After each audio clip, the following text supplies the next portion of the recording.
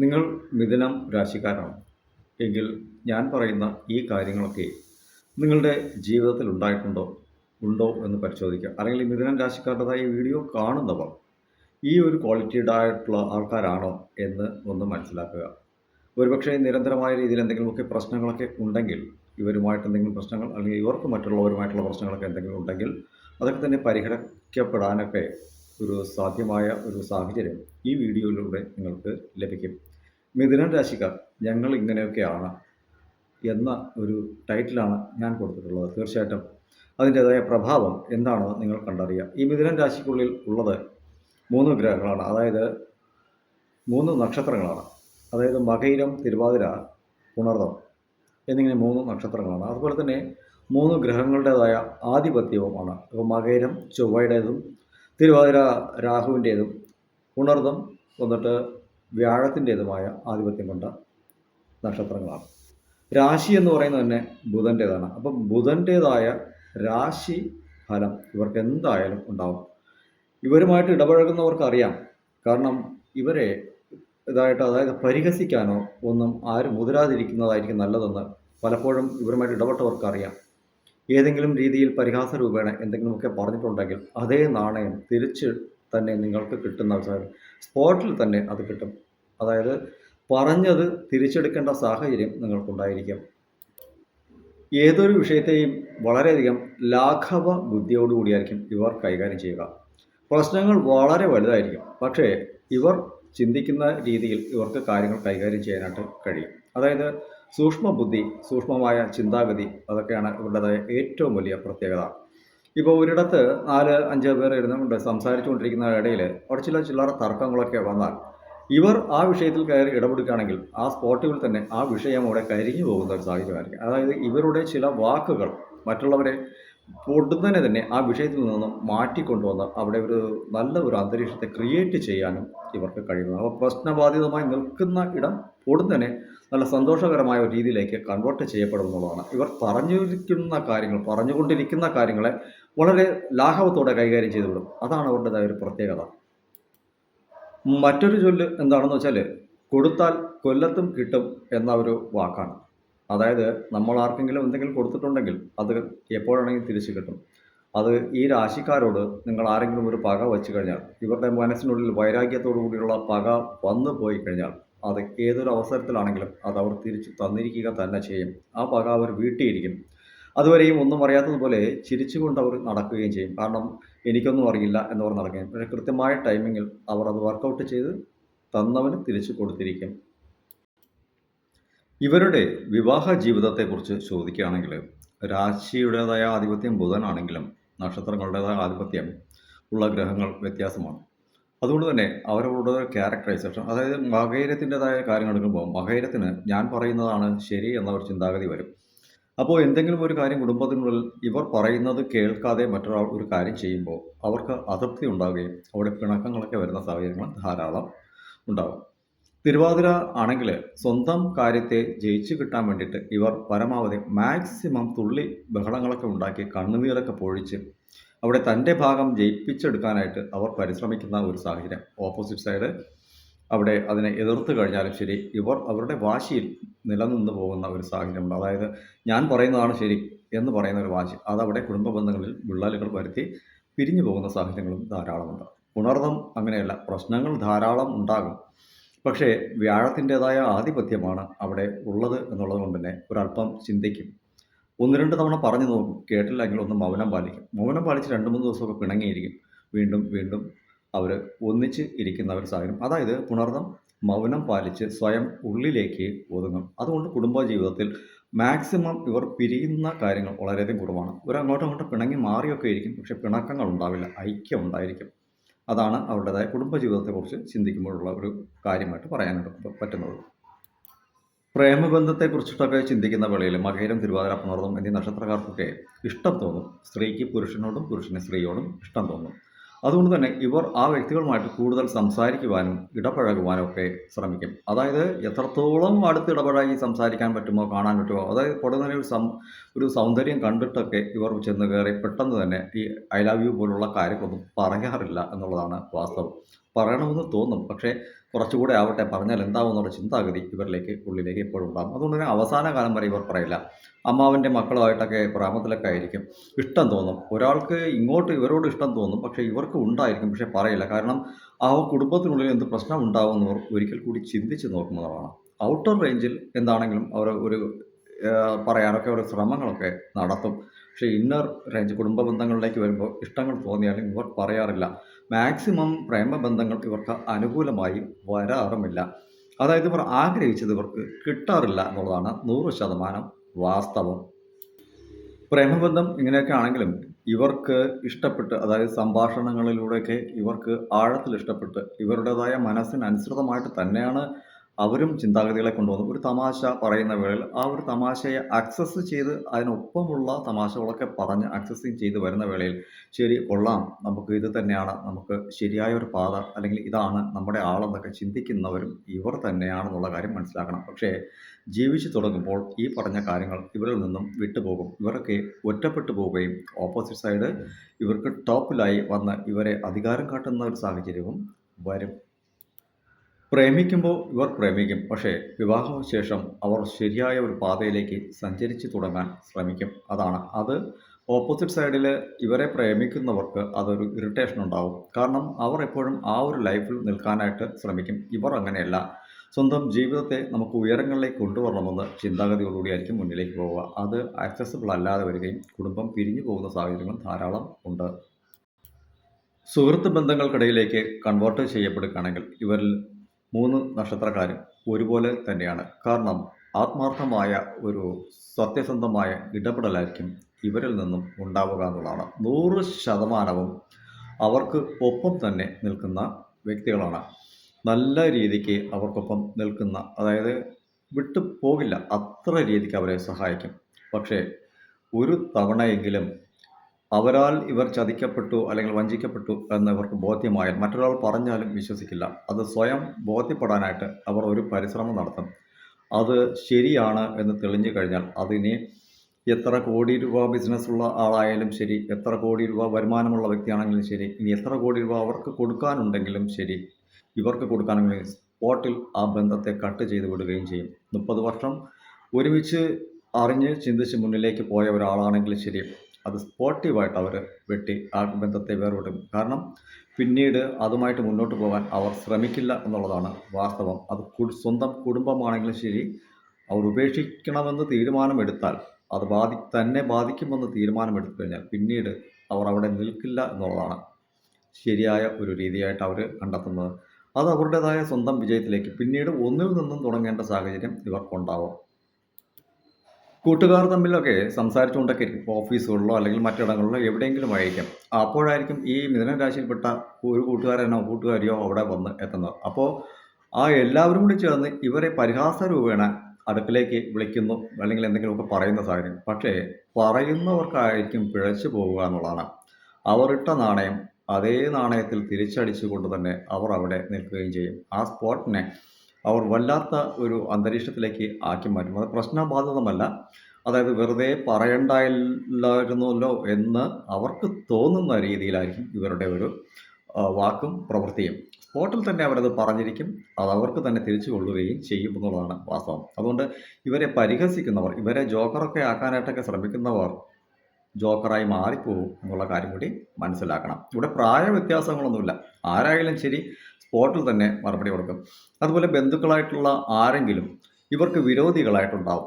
ഏതെങ്കിലും ഒരു ചടങ്ങിലോ എന്തെങ്കിലുമൊക്കെ കാണുന്ന വേളയിൽ ആ വിരോധിയായിരിക്കുന്ന ബന്ധു ഇവരെപ്പറ്റി മറ്റൊരാളോട് കുറ്റം പറയുന്ന സാഹചര്യങ്ങളുണ്ടാവും. അങ്ങനെ വരുന്ന വേളയിൽ ഇവർക്ക് തന്നെ അറിയാം അയാൾ നമ്മളെ കുറ്റം പറയുന്ന വ്യക്തിയാണെന്ന്. ഈ കേട്ടുകൊണ്ടിരിക്കുന്ന, അതായത് കുറ്റം കേട്ടുകൊണ്ടിരിക്കുന്ന വ്യക്തി ഇരിക്കെ തന്നെ ഇവർ പോയിട്ട് എന്താ സുഖമാണോ, നന്നായിരിക്കണോ എന്നൊക്കെ ചോദിച്ച് അടുത്ത് പോയി ഇരുന്നിട്ട് ആ വിഷയത്തിൽ എനിക്ക് പങ്കില്ല എന്ന് അവർ തെളിയിച്ചിട്ട് പോവുകയും ചെയ്യും. അപ്പോൾ പറയുന്ന വ്യക്തി അവിടെ മോശക്കാരനായി മാറുകയും ചെയ്യും. അതുകൊണ്ട് ഈ മിഥുന രാശിയിൽപ്പെട്ട ഈ നക്ഷത്രക്കാരെ ബന്ധുക്കളാണെങ്കിലും ശരി, ഒരു സഭയിലിരുന്ന് പരിഹസിക്കുകയാണെങ്കിൽ ബോധപൂർവം തന്നെ അവർ നിങ്ങൾക്കിട്ട് പണി തന്നിട്ട് പോവുകയും ചെയ്യും. അത് അറിയുന്നവർ ധാരാളം ഉണ്ടായിരിക്കും. പൊതുവായിട്ട് ഇവരാരും ഉപദേശിക്കാനൊന്നും പോകരുത്. ഉപദേശിക്കാൻ പോയിക്കഴിഞ്ഞാൽ ഉള്ള പ്രശ്നം എന്ന് പറഞ്ഞാൽ ഉപദേശിക്കാൻ പോകുന്നവൻ ഉപദേശം കേട്ടിട്ട് വരേണ്ട ഒരു സാഹചര്യമായിരിക്കും. കാരണം ഉപദേശിക്കാൻ പോകുന്ന കാര്യം അവർക്ക് നേരത്തെ തന്നെ അറിവുണ്ടായിരിക്കും എന്നുള്ളതാണ് വാസ്തവം. കൃത്യമായിട്ട് അറിവുണ്ടായിരിക്കും. അവർ ആ കേൾക്കുന്ന വാക്കിനെ തന്നെ എടുത്ത് അതിനെ പൂർണ്ണമായിട്ടും വിശദീകരിച്ച് 300 പേജുള്ള ഒരു ഇതായിട്ട് നിങ്ങൾക്ക് തന്നെ തിരിച്ചു നൽകും. അത് കേട്ടിട്ട് വേണ്ടായിരുന്നു എന്ന് തോന്നിപ്പോകുന്ന സാഹചര്യങ്ങളും ഇവരെ ഉപദേശിക്കാൻ വരുന്നവർക്ക് ഉണ്ടാവും. ഗ്രൗണ്ട് സീറോയിൽ നിൽക്കുന്ന ഒരു തൊഴിലിടമാണെങ്കിലും ശരി, ഇവരിൽ ഒരാൾ അവിടെ ജോലിക്ക് നിൽപ്പുണ്ട് എങ്കിൽ തീർച്ചയായിട്ടും അത് ഉന്നതമായ ഒരു നിലയിലേക്ക് എത്തും. പക്ഷേ അത് ഉന്നതമായ ഒരു നിലയിലേക്ക് അവരുടെ കഴിവ് കൊണ്ട്, പ്രയത്നങ്ങൾ കൊണ്ട് അവർ എത്തിക്കുന്ന വേളയിൽ തന്നെ ആരാണോ അവരെ അവിടെ തൊഴിലിന് നിയോഗിച്ചത്, അവർ അവർക്കും താഴെ മറ്റൊരാളെ കൊണ്ടുവന്ന് അവർക്ക് പാര പണിയുന്ന ഒരു സാഹചര്യമുണ്ട്. അതായത് അവരെ പുറത്താക്കേണ്ട ഒരു സാഹചര്യം. നാളെ ഇവർ ഇവിടെ നിന്ന് കഴിഞ്ഞാൽ എൻ്റെ ഈ സ്ഥാപനത്തിൽ എന്തെങ്കിലും ബുദ്ധിമുട്ടുകൾ ഉണ്ടാക്കുന്ന ചിന്താഗതിയാണ്. പക്ഷേ ഒന്ന് ഓർക്കുക, ഇവർ ഒരു കാലത്തും ഇവർക്ക് അന്നം കൊടുക്കുകയോ ഇവരെ സഹായിക്കുകയോ ചെയ്തവരെ ഒരു കാലത്തും ഇവർ തോൽപ്പിച്ചിട്ടില്ല എന്നുള്ള കാര്യമാണ്. അതായത് അവരെ ചതിച്ചിട്ടില്ല, വഞ്ചിച്ചിട്ടില്ല എന്നുള്ള കാര്യം മനസ്സിലാക്കേണ്ട ഒരു സാഹചര്യം ഇവരെ തൊഴിലിടങ്ങളിൽ വച്ചിട്ടുള്ളവർ മനസ്സിലാക്കുന്നത് നന്നായിരിക്കും. മറ്റൊരു കാര്യം, തൊഴിലിടങ്ങളിൽ ഇവർ നൽകുന്ന എഫർട്ടുകൾ ധാരാളം തന്നെയാണ്. പക്ഷേ ഇവർക്ക് ഇവരെ പുറത്താക്കുകയാണെങ്കിൽ പറഞ്ഞാൽ ഇവർ പൊക്കോളും. ഈ നാളെ മുതൽ നീ വരണ്ട എന്ന് പറഞ്ഞാൽ അവരുടെ മനസ്സുകൊണ്ട് തന്നെ അവർ അറിഞ്ഞിട്ട് പൊക്കോളും. പക്ഷേ ഒരു പാരയുമായി വച്ച് ഇവരെ വേട്ടയാടി ഇവരെ പിന്തുടർന്ന് ആക്രമിക്കാനുള്ള ഒരു മനോഭാവത്തോടു കൂടി ശ്രമിച്ചു കഴിഞ്ഞാൽ ഒരു കാര്യം ഓർക്കുക, ആ ചെയ്യുന്ന വ്യക്തിക്ക് കൃത്യമായ ആപ്പ് തന്നിരിക്കും. നിങ്ങൾ ഏതൊരു കാര്യം എടുത്തിട്ടാണോ അവർക്ക് നേരെ ആയുധമാക്കി എടുക്കുന്നത്, അതേ ആയുധം നിങ്ങളുടെ കഴുത്തിൽ വച്ചിട്ടേ പോവുകയുള്ളൂ. കാരണം ഇവർക്ക് നേരെ ഒരു തെളിവും ഒരു കാരണവും നിങ്ങൾക്ക് കണ്ടെത്തി വെക്കാനായിട്ട് കഴിയില്ല. കാരണം അതിനു മുന്നേ തന്നെ 10 കാരണങ്ങൾ അവർ നിങ്ങൾക്കെതിരെ അവർ നേടി വച്ചിട്ടുണ്ടായിരിക്കും. അതാണ് ഇൻ്റലിജൻസ് ആയിട്ടുള്ള ബുദ്ധി എന്ന് പറയുന്നത്. അപ്പോൾ ഒരു വ്യക്തിക്കൊപ്പം നിൽക്കുമ്പോൾ ആ വ്യക്തിയെ വെറുതെ വിടുകയല്ല, ആത്മാർത്ഥമായിട്ട് പണിയെടുക്കും. പക്ഷേ നാളെ എനിക്കിട്ട് പണി കിട്ടുമെന്നുള്ള ഉറപ്പോടുകൂടി തന്നെയാണ് അവർ അവിടെ നിൽക്കുന്നത്. അതുകൊണ്ട് തന്നെ ആ വ്യക്തികൾ ഒന്ന് ഓർക്കുക, മര്യാദയ്ക്ക് വേണ്ട എന്ന് പറഞ്ഞാൽ അവർക്ക് വേണ്ട, ശരി ഞാൻ പൊക്കോളാം, കാരണങ്ങളൊന്നും ചോദിക്കാറില്ല, അവർ പൊയ്ക്കോളും. പക്ഷേ അക്രമ സ്വഭാവത്തോടുകൂടി അവരെ എതിർക്കാനായിട്ട് ശ്രമിച്ചാൽ നിങ്ങൾക്കെതിരെ 10 ആയുധങ്ങൾ അവരവിടെ എടുത്ത് വച്ചേക്കും. അതിനെ തോൽപ്പിക്കാനായിട്ട് ശ്രമിക്കാൻ നിന്നാൽ നിങ്ങൾ തന്നെയായിരിക്കും വീണു പോകുക. ഇവർക്ക് ഏറ്റവും അധികം കമ്മ്യൂണിക്കേഷനുമായി ബന്ധപ്പെട്ട തൊഴിലായിരിക്കും. അതായത് ഇവർ ഒരിടത്ത് ഒതുങ്ങിക്കൂടി ഇരുന്ന് എന്തെങ്കിലുമൊക്കെ കാര്യങ്ങൾ ചെയ്യുന്ന ഒരു സാഹചര്യം ആയിരിക്കില്ല. ഇവർ ബാങ്കിങ് സെക്ടറിലാണെങ്കിലും ശരി, ബാങ്കിലൊരു സാധാരണ പ്യൂണായിട്ടിരിക്കുന്ന ഒരാളാണെങ്കിൽ ശരി, അവിടെ വരുന്ന വ്യക്തികൾ എത്ര കോടീശ്വരനാണെങ്കിലും ആദ്യം തിരയുന്നത് ഈ വ്യക്തിയായിരിക്കും. അത് ഈ രാശിയിൽപ്പെട്ടവനായിരിക്കും.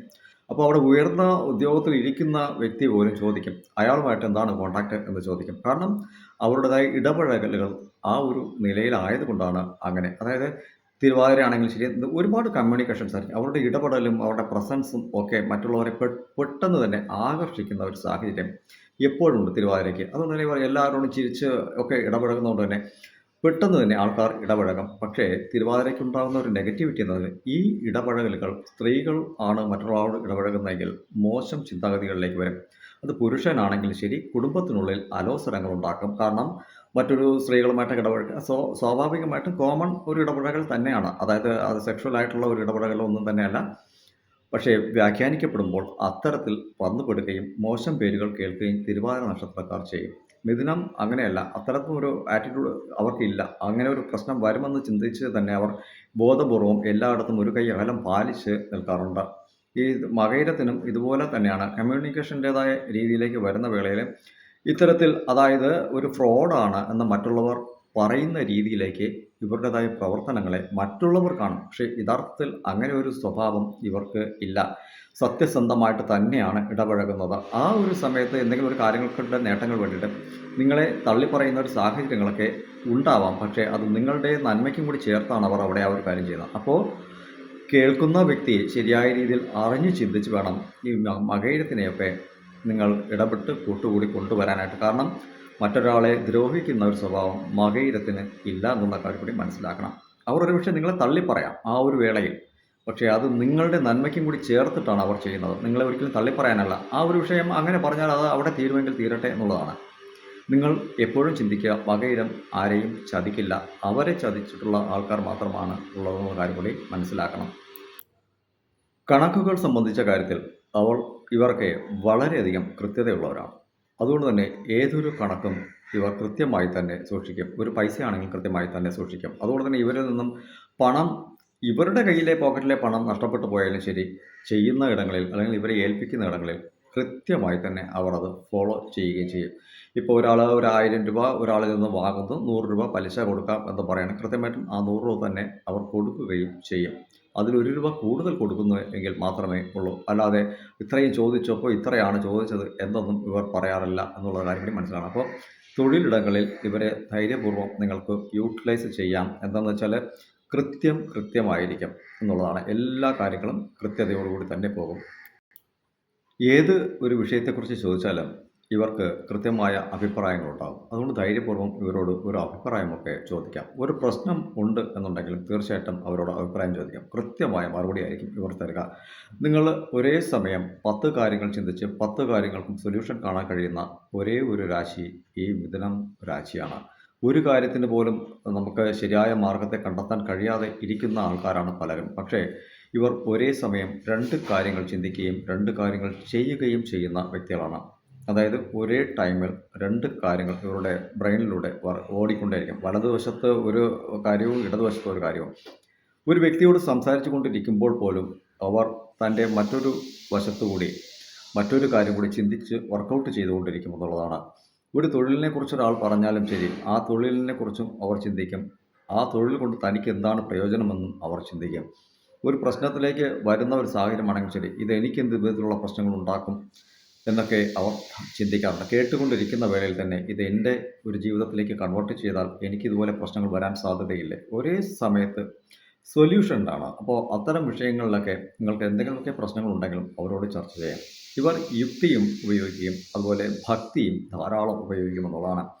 ഭക്തിമാർഗവും യുക്തിമാർഗവും ഇവർ ധാരാളം ഉപയോഗിക്കും. രണ്ടും ഒരേ പോയിന്റിലൂടെ കൊണ്ടുപോവുകയും ചെയ്യും. പക്ഷേ ഭക്തിമാർഗത്തിലൂടെയുള്ള കാര്യങ്ങൾ മറ്റുള്ളവരോട് പറയുമ്പോൾ അത് മറ്റുള്ളവർ അക്സസ് ചെയ്തില്ല. പിന്നീട് അതിനെക്കുറിച്ചുള്ള ദുഃഖങ്ങൾ അവർക്ക് വന്നു ചേരുമ്പോഴായിരിക്കും ഇവരോട് വന്ന് പറയുക, അന്ന് പറഞ്ഞ് ഞാൻ കേട്ടിരുന്നെങ്കിൽ അത് എനിക്കങ്ങനെ സംഭവിക്കില്ലായിരുന്നു. അപ്പോഴും ഇവർ മറുപടിയൊന്നും പറയില്ല. ആ ശരി പോട്ടെ, നടന്നത് കഴിഞ്ഞത് കഴിഞ്ഞു, ഇങ്ങനെയേ ഇവർ പറയാറുള്ളൂ. കാരണം പറയാനുള്ളത് പറയേണ്ട സമയം ഇവർ പറയുകയും ചെയ്യുമെന്നുള്ളതാണ്. കുടുംബത്തിനുള്ളിൽ ഇവരുടെ വാക്കുകൾക്കൊക്കെ വളരെയധികം വിലയുണ്ട്. ഇവർ അടുത്തുകൂടി ഉണ്ടെങ്കിൽ ഏതൊരാൾക്കും വിജയിച്ചു വരാം. ഇവർ ആരെയും ഒരിക്കലും തന്നെ ചതിക്കില്ല. പക്ഷേ ഇവരെ ബോധപൂർവം ചതിച്ചാൽ ഇവർ നോക്കിയിരിക്കുകയുമില്ല. ബന്ധുക്കളാണെങ്കിലും ശരി, ആരാണെങ്കിലും ശരി, അവർ അത് കട്ട് ചെയ്ത് പോവുകയും തിരിച്ചു കൊടുക്കേണ്ട കടമാണെങ്കിൽ അതവർ തിരിച്ച് തീർത്തിരിക്കുകയും ചെയ്യുമെന്നുള്ളതാണ് വാസ്തവം. അതുകൊണ്ട് തന്നെ ഇവരെ പിണക്കി വിടുന്നവർ ജാഗ്രതാപൂർവ്വം ഇരിക്കുക. പിണക്കിയിട്ടുണ്ടെങ്കിൽ കൃത്യമായ നാണയത്തിൽ അവർ തിരിച്ചു തന്നിരിക്കും. ഇവരാണ് ചെയ്യുന്നതെന്ന് ആർക്കും അറിയുകയുമില്ല എന്നുള്ള കാര്യം കൂടി മനസ്സിലാക്കുക. ഇതാണ് മിഥുനം എന്ന് പറയുന്ന രാശി. ബുധൻ്റേതായ ബുദ്ധി വൈഭവം പരിപൂർണമായിട്ടും ഇറങ്ങുമെന്നുള്ളതാണ് ഇവർക്ക്. ചൊവ്വയുടേതായ അക്രമ സ്വഭാവവും നല്ല സ്വഭാവവും മകയിരത്തിനുണ്ട്. രാഹുവിൻ്റേതായ ഉയർന്ന ചിന്താഗതിയും അത് എവിടെ അടിച്ചമർത്തണമെന്ന ചിന്താഗതിയുണ്ട്. രാഹു എന്നാൽ സർപ്പമാണ്. അത് മിണ്ടാതിരിക്കാനും അറിയാം, കടിക്കാനും അറിയാം. അതിന് കടിച്ചാൽ വിഷം ഏറുകയും ചെയ്യും. അതുകൊണ്ട് തിവാതിരയോടും കളിക്കുന്നത് സൂക്ഷിക്കുക. പുണർദം അങ്ങനെയല്ല. ബുദ്ധി വൈഭവത്തിൻ്റേതായ അങ്ങേയറ്റമാണ്. ഉള്ളിൽ എന്തെങ്കിലും ഒരു കാര്യങ്ങൾ മറച്ചു വെച്ച് കഴിഞ്ഞാൽ ഇനി അവർ മരിച്ചാലും അതൊരിക്കലും തന്നെ പുറത്ത് വരികയുമില്ല. അതിന് എന്തൊക്കെ കാര്യങ്ങൾ പരിശ്രമിച്ചാലും ശരി, അതൊരിക്കലും അവർ പുറത്തു വിടുകയുമില്ല എന്നുള്ള കാര്യം മനസ്സിലാക്കണം. അതുകൊണ്ട് ചതിക്ക് ചതി എന്തായാലും ഇവർ ചെയ്യാനായിട്ട് തുനിയില്ല. ചതിക്ക് ചതി എന്നല്ല, ദൈവം കൊടുക്കട്ടെ എന്ന് വിചാരിക്കും. പക്ഷെ ബോധപൂർവം ചെയ്താൽ അതവർ തിരിച്ചു കൊടുത്തിരിക്കുകയും ചെയ്യും. അത് ബന്ധുക്കൾ, സ്വന്തക്കാർ, ബന്ധക്കാർ, ഭാര്യ, മക്കൾ അങ്ങനെയൊന്നുമില്ല. എല്ലായിടത്തും അവർ അവരുടേതായ കാര്യങ്ങൾ ചെയ്യുക തന്നെ. അതുകൊണ്ട് തന്നെ ഈ രാശിക്കാരെ പിണക്കാതെ ഇരിക്കുന്നത് ഇവരുടേതായ സുഹൃത്തുക്കൾക്കും ബന്ധുക്കൾക്കും മക്കൾക്കും ഭാര്യയ്ക്കും കുടുംബത്തിനും ഒക്കെ നല്ലതായിരിക്കുമെന്ന് തന്നെയാണ് എനിക്ക് പൊതുവായ ഒരു അഭിപ്രായമായിട്ട് നിങ്ങളോട് പറയാനുള്ളത്.